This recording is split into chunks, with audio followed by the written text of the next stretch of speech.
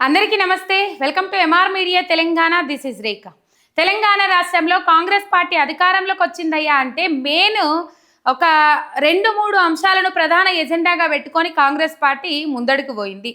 ఒకటి 6 గ్యారంటీలు, అలవిగాని 6 గ్యారంటీలను ఇస్తాము, 100 రోజులలోనే అమలు చేస్తామని చెప్పేసి.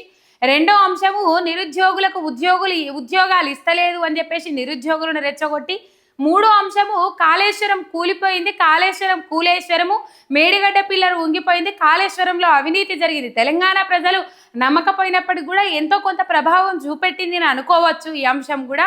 ఇంకొక అంశం మెయిన్, కేసీఆర్ అప్పుల కుప్ప చేసిండు రాష్ట్రాన్ని, కేసీఆర్ అప్పుల కుప్ప చేసిండు రాష్ట్రాన్ని, ఉన్నదంతా దోసుకున్నాడు కేసీఆర్, మొత్తం ఖాళీ ఖజానా, నేను లంక బిందెలు ఉన్నాయని అనుకొని వచ్చిన ఈడకొచ్చేసరికి చూసేసరికి ఖాళీ కుండలు కనబడుతున్నాయి అని చెప్పేసి మాట్లాడిన సందర్భాలు కూడా చూసినాం.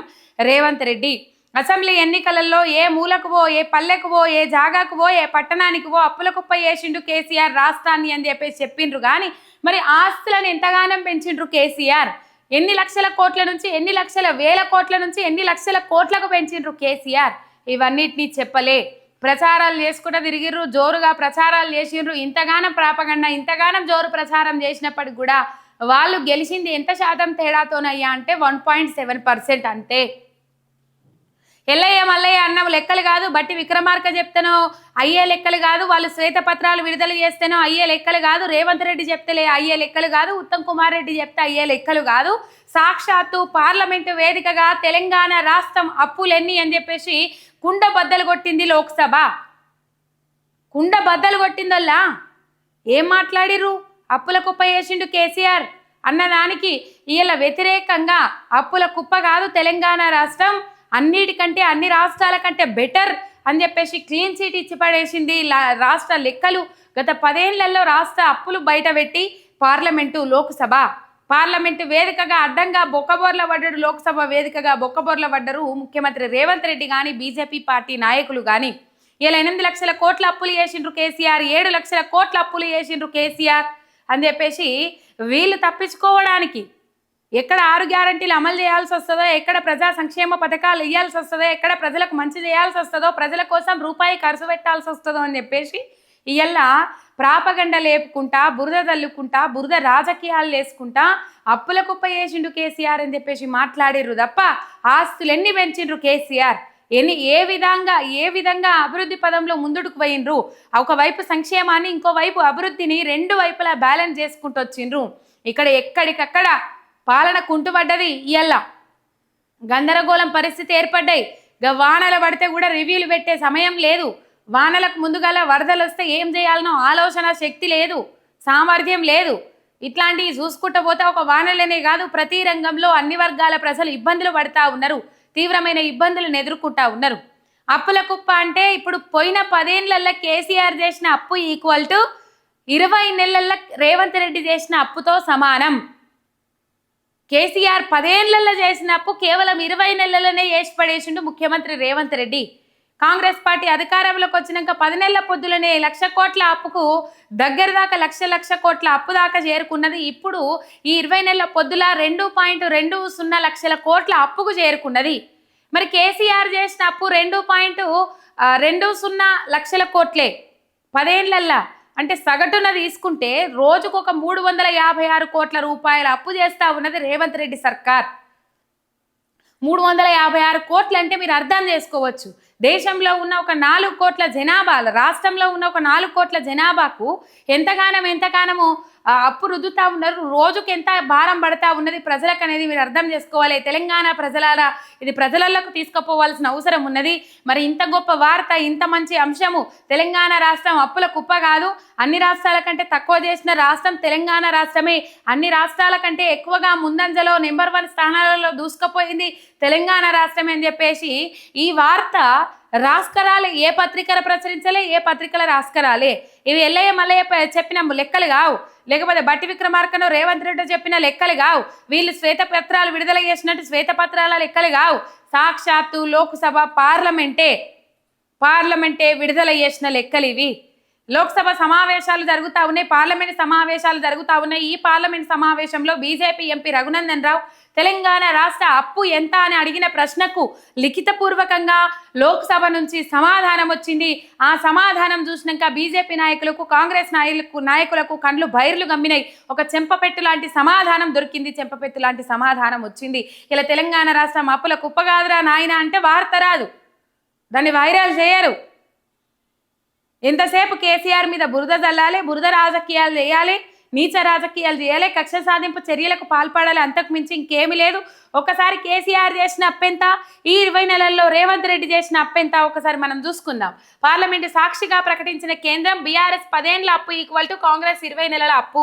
10 ఏళ్లలో బీఆర్ఎస్ ప్రభుత్వం అప్పులు 2.80 లక్షల కోట్లు అని చెప్పేసి, అంటే దాదాపు ఒక 3 లక్షల పైచిలకు కోట్లు, 3 లక్షల కోట్ల అప్పులను తెలియజేసింది. కానీ అప్పటికి ఉమ్మడి రాష్ట్రం విడిపోయే నాటికి ఉమ్మడి అప్పులు కూడా వచ్చినాయి. దాదాపు ఒక 40-60 వేల కోట్ల దాకా ఉమ్మడి అప్పులు కూడా వచ్చినాయి. 60 వేల కోట్ల దాకా ఉమ్మడి అప్పులు కూడా వచ్చినాయి. మిగులు బడ్జెటే ఉండే, మిగుళ్ళే ఉండే అని చెప్పేసి మాట్లాడతారు. తెలంగాణ రాష్ట్రం మిగులు రాష్ట్రంగా ఉండే అని చెప్పేసి మాట్లాడతారు. కానీ మరి ఉమ్మడి రాష్ట్రం నుంచి విడిపోయే నాటికి వచ్చిన అప్పుల గురించి ఎవరు మాట్లాడరు. ఎందుకు మాట్లాడరు? మనం కేసీఆర్ మీద చేసే ఏదైతే దుష్ప్రచారం ఉన్నదో అది ఎక్కడ నిజమైపోతుంది, ఎక్కడ అబద్ధమైపోతుంది అని చెప్పేసి భయపడి వీటిని బయట పెట్టారు. ఇక్కడ చూడొచ్చు మనం, ఉమ్మడి రాష్ట్రం అప్పుల వాటా కలిసిన 3.5 లక్షల కోట్లు దాటని బీఆర్ఎస్ అప్పులు. కేసీఆర్ 10 ఏళ్ల పాలనలో 4.16 లక్షల కోట్లకు చేరిన తెలంగాణ ఆస్తుల విలువ అంటే 4,16 కోట్లకు చేరింది తెలంగాణ ఆస్తుల విలువ. రుణంగా తెచ్చిన నిధులతో సంక్షేమం, మౌలిక సదుపాయాలకు సమానంగా ఖర్చు చేసిన కేసీఆర్ సచివాలయం, కలెక్టరేట్లు, ఆసుపత్రులు, మెడికల్ కాలేజీలు లాంటివి ఎన్నో కట్టించిన కేసీఆర్ మిషన్ భగీరథ, మిషన్ కాకతీయ, కాళేశ్వరం లాంటి ప్రాజెక్టులతో తెలంగాణ సస్యశ్యామలం. కేసీఆర్ 8 లక్షల కోట్ల అప్పు చేశారంటూ దుష్ప్రచారానికి దిగిన కాంగ్రెస్, బీజేపీ పొత్తు పార్టీలు అని చెప్పేసి ఇక్కడ వార్త కనబడతా ఉన్నది. మొత్తం మీద కేసీఆర్ 10 ఏళ్ల అప్పు ఈక్వల్ టు రేవంత్ రెడ్డి 20 నెలల అప్పు. ఇంకా 40 నెలలు అధికారంలో ఉండాల్సి ఉన్నది కాంగ్రెస్ పార్టీ. మరి ఇక్కడ ఈ లెక్కన చూసుకున్నట్లయితే ఇంకో 40 నెలలు అంటే రోజుకు ఒక 356 కోట్ల రూపాయలు అప్పు చేసుకుంటూ పోతా ఉన్నారు సగటున అంచనా వేస్తే. దీనితోనే దాదాపు ఒక 9,000 కోట్ల రూపాయలు అవుతుంది నెలకు. ఇక్కడ 9,000 కోట్ల రూపాయలు ఇంటూ 4/9 అంటే ఇంకో 3.5 లక్షల కోట్ల రూపాయల అప్పులు వేయడానికి సిద్ధంగా ఉన్నది రాష్ట్ర సర్కార్. 10 ఏళ్ళు అభివృద్ధి పదంలో అభివృద్ధిని, సంక్షేమాన్ని బ్యాలెన్స్ చేసుకుంటా జిల్లాకు కలెక్టరేట్ భవనాలు, ఇటు పోతే గురుకుల విద్యార్థులకు స్కూళ్ళు, రైతు బంధు, రైతు బీమా ఇట్లాంటి పథకాలు చెప్పుకుంటూ పోతే ప్రతిష్టాత్మకమైన పథకాలు, కళ్యాణ లక్ష్మి, షాదీ ముబారకు, అవ్వాతాతలకు ఆసరా పింఛను, ఇట్లా చెప్పుకుంటూ పోతే ఎన్నో రకమైన పథకాలను అమలు చేసిండ్రు కేసీఆర్. ఎక్కడా మిస్ చేయకుండా కాళేశ్వరం ప్రాజెక్టు 86,000 కోట్ల రూపాయలు వెచ్చించి తెలంగాణకు జీవధార లాంటి కాళేశ్వరం ప్రాజెక్టును కడితే ఇలా కాళేశ్వరం ప్రాజెక్టు మీద కూడా ఏడుపే. మరి ఏం చేసిండ్రు? ఇప్పుడు 4.16 లక్షల కోట్లకు ఆస్తి విలువ పెంచిండ్రు కదా కేసీఆర్. మరి ఈ 20 నెలల్లో 2.20 లక్షల కోట్ల అప్పు చేసి రేవంత్ రెడ్డి ఏం చేసిండు? ఎక్కడన్నా కొత్త భవనాలు కట్టిర్రా, పునాదులు వేర్చిండ్రా, లేకపోతే ఇటుకలు వేర్చిర్రా, ఎప్పుడన్నా ఇందిరమ్మ ఇండ్లు కట్టించిర్రా? ఇప్పుడు ఇందిరమ్మ ఇండ్లకు ఇవ్వాల్సిన నిధులు ఏవైతే ఉంటాయో 100 కోట్ల రూపాయలు, ఆ 100 కోట్ల రూపాయలను ఆయన ప్యాలెస్కు ఏదైతే ఉంటుందో క్యాంపస్, సీఎం క్యాంప్ ఆఫీస్ నిర్మించుకుంటా ఉన్నారట. గెస్ట్ హౌస్ పేరుతోటి 100 కోట్ల రూపాయలు పెట్టి మొత్తం మీద సీఎం క్యాంప్ ఆఫీస్ నిర్మించుకుంటా ఉన్నారట.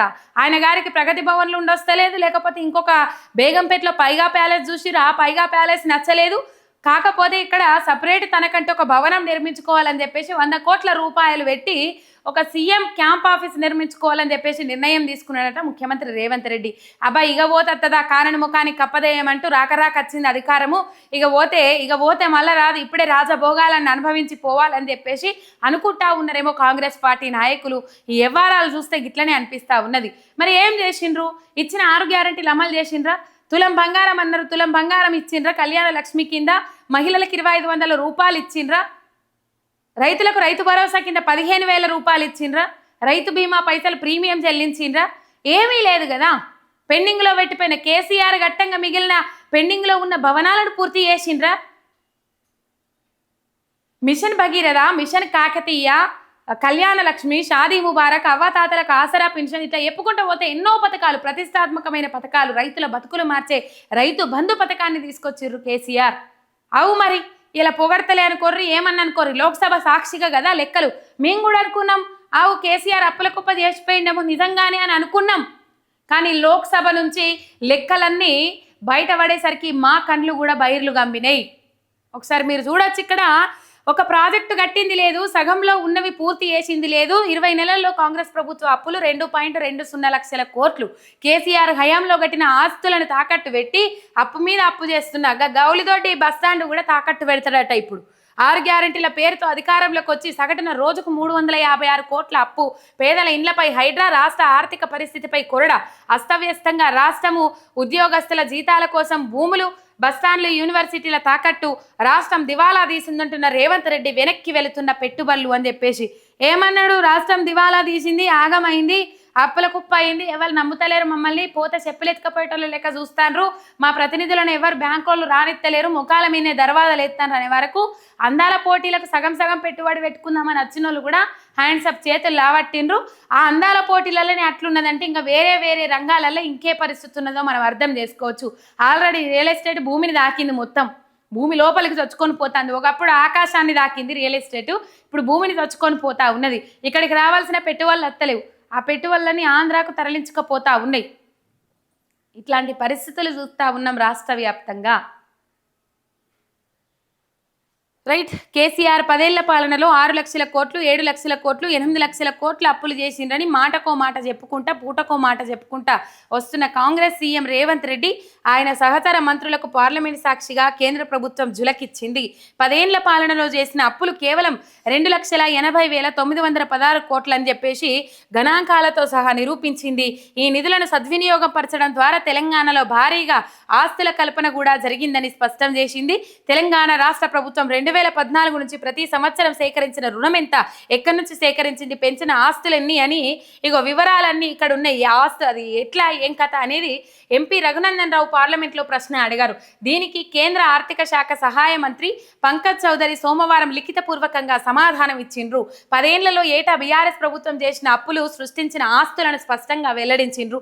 అదే సమయంలో 20 నెలల్లో కాంగ్రెస్ ప్రభుత్వం చేసిన అప్పులు చూస్తే ఎవరికైనా దిమ్మ తిరగాల్సిందే. 10 ఏళ్లలో కేసీఆర్ చేసిన అప్పులను కాంగ్రెస్ ప్రభుత్వం 2 ఏళ్లలోనే ఏరుకునేలా ఉంది. 20 నెలల్లో అక్షరాల 2.17 లక్షల కోట్ల రూపాయల ప్రభుత్వం అప్పుగా తీసుకొచ్చింది అని చెప్పేసి ఇక్కడ ఎట్లెట్లా తీసుకున్నారు అనేది, ఈ రుణాలు ఎట్లెట్లా తీసుకున్నారు అనేది ఒకసారి 2024 మార్చి 31 వరకు రుణ సమీకరణ ఇలా ఉన్నది అని చెప్పేసి అప్పట్లోపు కాంగ్రెస్ పార్టీ అధికారంలోకి వచ్చింది. డిసెంబర్ 9 తారీఖు నాడే గద్దెనెక్కింది 2023లో. 2024 మార్చి వరకు 5-6 నెలల పొద్దు అయింది. ఈ 5-6 నెలల పొద్దులో దాదాపు ఒక 60 నుంచి 80 వేల కోట్ల రూపాయలు అప్పు చేసింది కాంగ్రెస్ సర్కార్. ఇక్కడ బీఆర్ఎస్ ప్రభుత్వం హయాంలో ఓపెన్ మార్కెట్ రుణాలు 3,14,545.68 కోట్లు. ఇక కేంద్ర ప్రభుత్వం నుంచి 18,057.16 కోట్లు, స్వయం ప్రతిపత్తి సంస్థల నుంచి 13,194.39 కోట్లు, వేస్ అండ్ మీన్స్ అడ్వాన్సులు, ఓవర్ డ్రాఫ్ట్లు 999.62 కోట్లు, ప్రత్యేక సెక్యూరిటీల ద్వారా 4,723.16 కోట్లు, మొత్తం అప్పు 3,50,520,520.39 అని చెప్పేసి ఇక్కడ చూస్తూ ఉన్నాం. ఇక 2025-26 ఆర్థిక సంవత్సరంలో ఇప్పటి వరకు ఎఫ్ఆర్బిఎం రుణాలు 31,900 కోట్లు సమీకరించిండ్రు. ఎఫ్ఆర్బిఎం పరిధిలోకి రాకుండా కార్పొరేషన్ల ద్వారా 18,900 కోట్లు అప్పులు తీసుకున్నారు. ఇలా రేవంత్ రెడ్డి ప్రభుత్వం 2025 ఆగస్టు 11 నాటికి దాదాపు 21 నెలల కాలంలో ఎఫ్ఆర్బిఎం, నాన్ ఎఫ్ఆర్బిఎం రుణాలతో కలిపి 2.17 లక్షల కోట్ల భారీ రుణాన్ని సేకరించింది అని చెప్పేసి ఇప్పుడు చెప్పురిగా ఎవరు అప్పుల కుప్ప చేస్తా ఉన్నారు తెలంగాణ రాష్ట్రాన్ని. కేసీఆర్ అప్పులు చేసిండ్రు, చేయలేదు అంటలేరు. కానీ 10 ఏళ్లలో కేసీఆర్ చేసిన అప్పును రేవంత్ రెడ్డి 2 ఏళ్లలోనే చేసుకొస్తున్నాడు. మరి కేసీఆర్ 10 ఏళ్లలో చేసిన 2.80 కోట్ల రూపాయలను కొన్ని అభివృద్ధి కార్యక్రమాల మీద మూలధన వ్యయంగా ఖర్చు పెట్టిండ్రు. మరి ఇవాళ రేవంత్ రెడ్డి ఏం చేసిండ్రు, దేని మీద ఖర్చు పెట్టిండ్రు? తెలంగాణ ప్రజలారా, ఊరూరుకు పల్లె పల్లెకి ఈ వీడియో షేర్ కావాలి కంపల్సరీ. ఇప్పటికీ తెలంగాణ పల్లెలో కొంతమంది భ్రమలలో ఉన్నారు.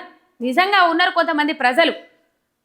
కేసీఆర్ మంచిగానే చేసిండట కదా అని చెప్పేసి వాళ్ళే మాట్లాడుకున్న సందర్భంలో కొంతమంది మాట్లాడతారా, ఏం చేసిండవా అంత అప్పుల కుప్ప చేసిపోయిందట, ఇప్పుడు రేవంత్ రెడ్డి చేయడానికి ₹1 లేదట అని చెప్పేసి. అది తప్పు ముచ్చట. ₹1 లేదు కాదు. ఇప్పుడు రేవంత్ రెడ్డి తీసుకొస్తున్న అప్పు ఇది 2.17 అంటే కేసీఆర్ 10 ఏళ్లలో చేసిన అప్పు ఈక్వల్ టు రేవంత్ రెడ్డి 2 ఏళ్లలోనే చేసి పడేసింది, అయిపోయింది. మరి ఆ 10 ఏళ్ళ అప్పేమో మూలధనం ఏం మీదకి పోయింది, ఈ 2 ఏళ్ళ అప్పేమో యాడికి పోయిందో, మనం గడుతున్న పన్నులు ఏడికిపోతానే, ట్యాక్సులు ఏడికిపోతానే, ఏం కథ, మన రాష్ట్రం నుంచి మన రాష్ట్రానికి ప్రజలకు అందిస్తున్న సేవలకు గాను ట్యాక్సుల రూపంలో వసూలు చేస్తున్న పైసలన్నీ ఆడికిపోతున్నాయో కూడా తెలియని పరిస్థితి. తెలంగాణ ప్రజలారా మసిబూసి మారడికాయ చేసిండ్రు, నమ్మిచ్చి మోసం చేసిండ్రు, నయవంచన చేసిండ్రు. అసెంబ్లీలో శ్వేతపత్రాలు అన్నారు, 7 లక్షల కోట్లు అన్నారు, 8 లక్షల కోట్లు అన్నారు. కాకు నివేదికలు బయట పెట్టినప్పటికి కూడా మొత్తం మీద తెలంగాణ ప్రజలను మభ్యపెట్టే ప్రయత్నం చేసిండ్రు. ఈ ప్రయత్నంలో భాగంగా అధికారంలోకి వచ్చిండ్రు. అధికారంలోకి వచ్చినాక ఏవయ్యా 6 గ్యారంటీలు అంటే తప్పుకున్న దండినంత పనిచేస్తూ ఉన్నారు. ఉన్న గ్యారంటీలన్నీ అటుకు మీద వారేసిండ్రు. పోయిన ప్రభుత్వంలో కొనసాగించిన గ్యారంటీలు అటుకు మీదే వారేసిండ్రు. ఇప్పుడు కూడా ఈ ప్రభుత్వంలో తీసుకుంటాము 100 రోజులలోనే అమలు చేస్తామన్న గ్యారంటీలు కూడా అటుకు మీద వారేసిండ్రు.